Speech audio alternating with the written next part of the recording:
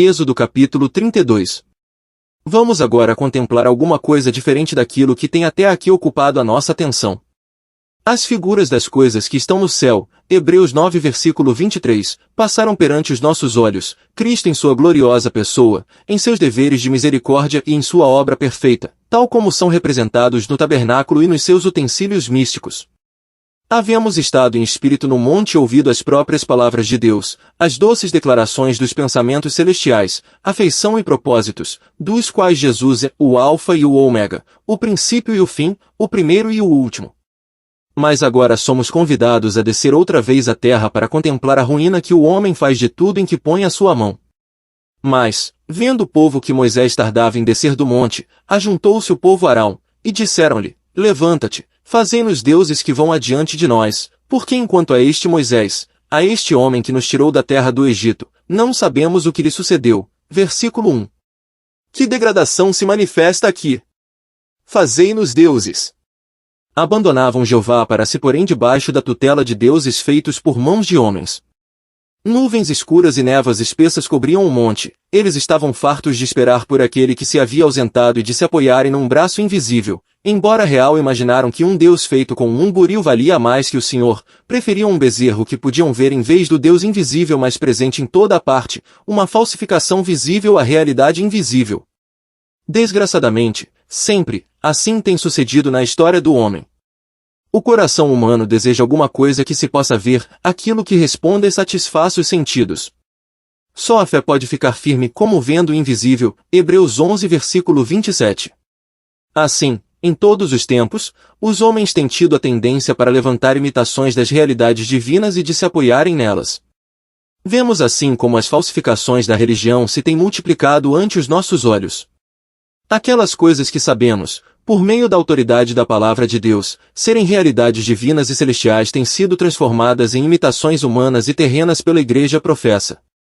Cansada de se apoiar sobre um braço invisível, de confiar num sacrifício invisível, de recorrer a um sacerdote invisível, de esperar a direção de um chefe invisível, tem se ocupado em fazer estas coisas, e, desta forma, através dos séculos, tem estado ocupada, de buril na mão, talhando e gravando uma coisa após outra. De sorte que agora já não achamos mais analogia entre muita coisa que vemos em torno de nós e o que lemos na palavra de Deus do que aquela que existe entre um bezerro fundido e o Deus de Israel. Fazei-nos deuses! Que pensamento! O homem convidado a fazer deuses e o povo disposto a pôr a sua confiança neles. Prezado amigo, olhemos no íntimo e em torno de nós e vejamos se não descobrimos algo de semelhante. Lemos a respeito da história de Israel que todas estas coisas lhe sobrevieram como figuras, e estão escritas para aviso nosso, para quem já são chegados os fins dos séculos. 1 Coríntios 10 versículo 11. Procuremos, pois, aproveitar o aviso. Acordemos que ainda que não façamos precisamente um bezerro de fundição nos prostramos diante dele. O pecado de Israel é, sem dúvida, um tipo de alguma coisa em que corremos o risco de cair. Sempre que, em nosso coração, deixamos de nos apoiar exclusivamente em Deus, quer seja no que se refere ao assunto da salvação, quer no tocante às necessidades da nossa vida, estamos dizendo, em princípio, fazei-nos deuses. É desnecessário dizer que, em nós mesmos, não somos de nenhuma maneira melhores que Arão ou os filhos de Israel, e se eles honraram um bezerro em lugar do Senhor, nós corremos o risco de atuar segundo o mesmo princípio e de manifestar o mesmo espírito. A nossa única salvaguarda é estarmos muito tempo na presença de Deus. Moisés sabia que o bezerro de fundição não era Jeová, e portanto não o reconheceu. Porém, quando nos afastamos da presença divina é impossível prever os erros crassos em que podemos cair e todo o mal em que podemos ser arrastados. Nós somos chamados a viver pela fé, nada podemos ver pela vista dos sentidos. Jesus subiu às alturas e é-nos dito para esperarmos pacientemente pelo seu aparecimento. A palavra de Deus, aplicada ao coração na energia do Espírito Santo, é o fundamento de confiança em todas as coisas, temporais e espirituais, presentes e futuras. Deus fala-nos do sacrifício cumprido por Cristo, nós cremos pela graça e pomos as nossas almas sob a eficácia deste sacrifício, e sabemos que nunca seremos confundidos. Fala-nos de um sumo sacerdote, que penetrou nos céus, Jesus, o Filho de Deus, cuja intercessão é toda poderosa, nós, pela graça, cremos e apoiamo-nos confiadamente sobre o seu poder e sabemos que seremos salvos para todo sempre. Fala-nos do chefe vivo com quem estamos unidos no poder da vida de ressurreição, e de quem nenhuma influência angélica, humana ou diabólica nos poderá separar e, pela graça, cremos e apoiamo-nos a esse chefe bendito com fé simples e sabemos que nunca havemos de perecer. Fala-nos do aparecimento glorioso do Filho, vindo dos céus. Nós, pela graça, cremos e procuramos experimentar o poder purificador desta esperança bendita. Tito 2 versículo 13, e sabemos que não sofreremos nenhum desengano. Fala-nos de uma herança incorruptível, incontaminável, e que não se pode murchar, guardada nos céus para nós, e que estamos guardados na virtude de Deus. 1 Pedro 1 versículos 4 e 5, de posse da qual herança entraremos a seu devido tempo. E, pela graça, cremos e sabemos que não seremos confundidos. Diz-nos que os cabelos da nossa cabeça estão todos contados e que nada nos faltará, e mediante a graça cremos e gozamos uma doce tranquilidade de coração. E assim é, ou, pelo menos, assim quisera Deus que fosse. Porém o inimigo está sempre ativo, buscando fazer com que estas realidades divinas sejam desprezadas por nós, procura induzir-nos a pegar no buril da incredulidade e fazermos os nossos próprios deuses. Vigiemos contra ele, oremos para sermos guardados dele, testifiquemos contra ele, atuemos contra ele, e desta forma ele será confundido, Deus será glorificado e nós próprios seremos abundantemente abençoados. Quanto a Israel, neste capítulo, a sua rejeição de Deus foi a mais completa. E Arão lhes disse: arrancai os pendentes de ouro, que estão nas orelhas de vossas mulheres, e de vossos filhos, e de vossas filhas e trazei-mos. E ele os tomou das suas mãos, e formou ouro como um buril, e fez dele um bezerro de fundição. Então, disseram: estes são teus deuses, ó Israel, que te tiraram da terra do Egito. E Arão, vendo isto, edificou um altar diante dele, e Arão apregoou, e disse: amanhã será festa ao Senhor. Versículos 2 ao 5. Isto era por Deus de parte substituí-lo por um bezerro. Quando puderam proclamar que um bezerro os tinha tirado do Egito, abandonaram, evidentemente, toda a ideia da presença e do caráter do verdadeiro Deus. Depressa se desviaram do caminho que Deus lhes tinha ordenado, para cometerem um erro tão grosseiro e espantoso. E Arão, o irmão e companheiro de Moisés no seu cargo, conduziu-os neste extravio, e pôde dizer diante de um bezerro: amanhã será festa ao Senhor. Como isto é triste! Quão humilhante! Deus destituído por um ídolo. Um objeto esculpido por artifício e imaginação dos homens, foi posto em lugar do Senhor de toda a terra. Tudo isto implicava renúncia deliberada, da parte de Israel, à sua relação com o Senhor. Haviam abandonado o Senhor, e, por consequência, vemos que ele os considerou no terreno que escolheram. Então, disse o Senhor a Moisés: vai, desce, porque o teu povo, que fizeste subir do Egito, se tem corrompido. E depressa se tem desviado do caminho que eu lhes tinha ordenado. Tenho visto a este povo, e eis que é povo obstinado. Agora, pois, deixa-me, que o meu furor se acenda contra eles, e os consuma, e eu farei de ti uma grande nação. Versículos 7 ao 10. Aqui estava uma porta aberta para Moisés, e aqui ele manifesta uma virtude pouco vulgar e semelhança de espírito com aquele profeta semelhante a si que o Senhor devia suscitar. Moisés recusa ser ou ter qualquer coisa sem o povo.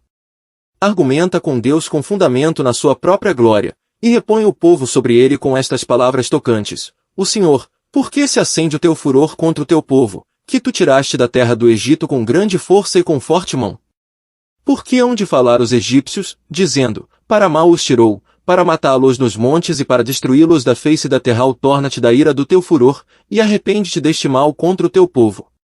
Lembra-te de Abraão, de Isaque, e de Israel, teus servos, aos quais por ti mesmo tens jurado, e lhes disseste: multiplicarei a vossa semente como as estrelas dos céus e darei à vossa semente toda esta terra, de que tenho dito, para que a possuam por herança eternamente. Versículos 11 ao 13. Isto era uma defesa poderosa. A glória de Deus, a justificação do seu santo nome, o cumprimento do seu juramento, tais são os argumentos em que Moisés se firma para rogar ao Senhor para aplacar a sua ira. Não podia achar na conduta ou caráter de Israel argumento de defesa, mas achou-o no próprio Deus. O Senhor havia dito a Moisés: o teu povo, que fizeste subir, porém Moisés responde ao Senhor: o teu povo, que tu tiraste.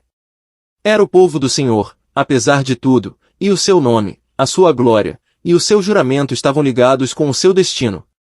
Logo que o Senhor se liga com um povo, O seu caráter é emprenhado e a fé esperará sempre em ele sobre este sólido fundamento. Moisés esquece-se completamente de si.